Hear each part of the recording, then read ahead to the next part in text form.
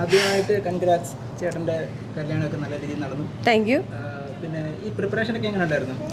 നല്ല പാടായിരുന്നു.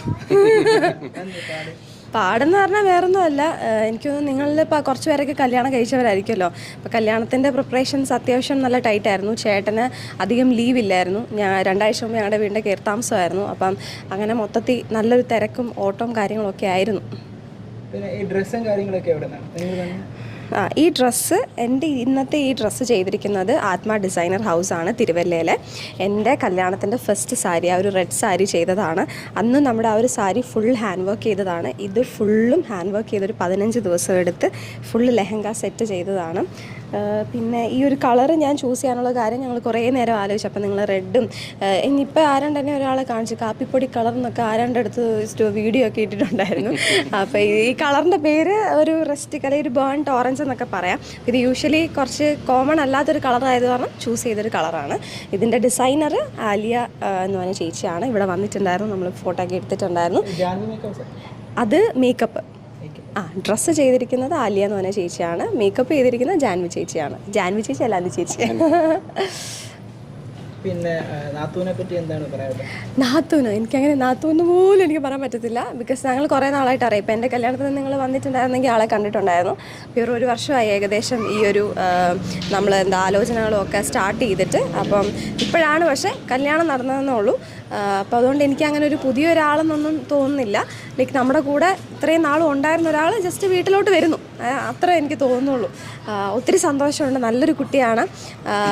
നല്ലൊരു കുടുംബം അവൾക്കുണ്ടാവട്ടെ എന്ന് ഞാൻ ആശംസിക്കുന്നു എൻ്റെ ചേട്ടനും. പിന്നെ അനിയത്തി എന്ന നിലയിലും ഒരു കല്യാണത്തിൻ്റെ കാര്യത്തിൽ സീനിയർ എന്ന നിലയിലും ചേട്ടന് എന്തെങ്കിലും ഉപദേശങ്ങളോ കാര്യങ്ങളോ? ഉപദേശം കല്യാണ ജീവിതത്തെ പറ്റിയോ? കല്യാണ ജീവിതത്തെ പറ്റി ഇപ്പം ഉപദേശം എന്നൊക്കെ പറയാനായിട്ടൊന്നുമില്ല. ഓരോരുത്തരുടെ ലൈഫും ഡിഫറെൻ്റ് ആണ്. നിങ്ങൾ കല്യാണം കഴിച്ച ആരൊക്കെ ഉണ്ടോ? ഉണ്ട്. ചേട്ടാ കല്യാണം കഴിച്ചതാണോ? ബാച്ചിലറാണ്. കല്യാണം കഴിച്ച ഓരോരുത്തരുടെ ലൈഫ് ഓരോ രീതിയിലാണ്. പിന്നെ എന്തെങ്കിലുമൊക്കെ പ്രശ്നങ്ങൾ ഉണ്ടാകുമ്പം തമ്മിൽ തീർക്കാൻ നോക്കുക, അല്ലെങ്കിൽ എന്താ ചേട്ടാ, അത്രയൊക്കെ ഉള്ളൂ. അങ്ങനെയൊന്നുമല്ല, നമ്മൾ ഒത്തിരി മറ്റേ എന്താ പറയുന്നത് പാടായിരിക്കും എന്നൊക്കെ ചിന്തിച്ച് അതിനകത്ത് പോയി കഴിഞ്ഞാൽ പാടായിരിക്കും. എനിക്ക് ആക്ച്വലി അയ്യോ കല്യാണം കഴിഞ്ഞാൽ തീർന്നു, എനിക്ക് അങ്ങനെയൊന്നും പറയുന്നതിനോട് വലിയ താല്പര്യമില്ല. ബിക്കോസ് അങ്ങനെ പറയുമ്പം അതൊരു റോങ് മെസ്സേജ് മാത്രമല്ല, നമ്മൾ ഒരുപാട് അങ്ങനെ ആയിരിക്കും, ഭയങ്കര ബുദ്ധിമുട്ടായിരിക്കും നമ്മൾ ചിന്തിക്കും. അങ്ങനെ നല്ല രീതിയിൽ പോകുന്ന ചിന്തിക്കുന്നത് നമ്മൾ നല്ല രീതിയിൽ പോകും. ജീവിതത്തിലുണ്ടാകുന്ന നെഗറ്റീവ്സിനൊക്കെ ഒരു പോസിറ്റീവ് ആയിട്ടുള്ള രീതിയിൽ എടുക്കാറില്ലേ? ഇപ്പം മീനുവിൻ്റെയും ചേട്ടൻ്റെയൊക്കെ ലൈഫിൽ ഒരു നെഗറ്റീവ് ആയിട്ടുള്ള കാര്യം ഉണ്ടായി, അത് സോഷ്യൽ മീഡിയ കൂടെ പബ്ലിക്കായിട്ട് പറയുകയും ചെയ്തു. ഓക്കെ, അപ്പം അതങ്ങനെ പറഞ്ഞപ്പോൾ എന്താണ്? അത് നെഗറ്റീവായിട്ടുള്ളൊരു കാര്യമല്ല.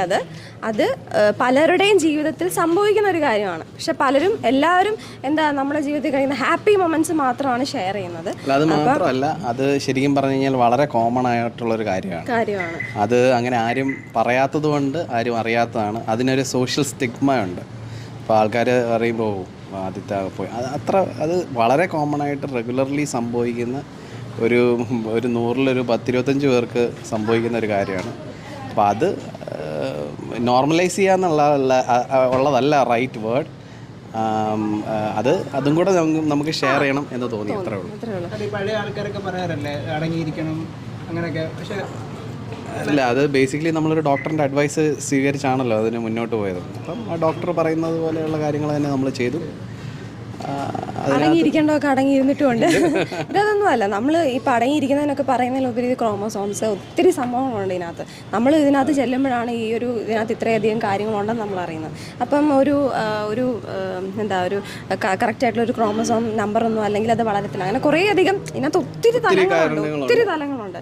ഈ ചുമ്മാ അടങ്ങിയിരുന്നാൽ അത് മാത്രമല്ല, ഇതിനകത്ത് നമ്മുടെ ഇന്റേണലി നടക്കുന്ന കുറേയധികം സയൻറ്റിഫിക് ആയിട്ടുള്ള സംഭവങ്ങളുമുണ്ട്. അപ്പം അത് ഞാൻ വിശ്വസിക്കുന്നു. ഞാൻ ഡോക്ടറിനെ കൺസൾട്ട് ചെയ്തിട്ടാണ് ചെയ്തത്. അപ്പം അത്രേ ഉള്ളൂ. എല്ലാം മംഗളമായിട്ട് നടന്നു. ഇനി ജീവിതത്തിൽ നല്ല എല്ലാം പോസിറ്റീവായിട്ട് തന്നെ വരട്ടെ ഭാവിയിൽ. Thank you so much. നിങ്ങൾക്ക് എല്ലാവർക്കും താങ്ക് യു സോ മച്ച്.